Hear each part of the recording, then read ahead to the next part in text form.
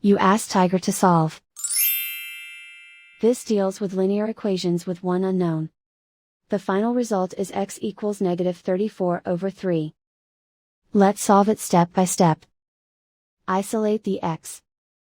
Multiply both sides by inverse fraction 2/3.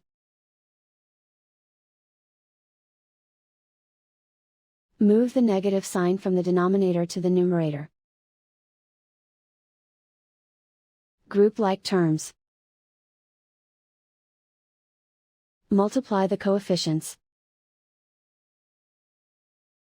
Simplify the arithmetic.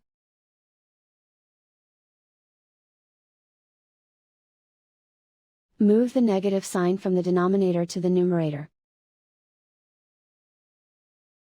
Multiply the fractions. Simplify the arithmetic. And so the final result is x equals -34/3.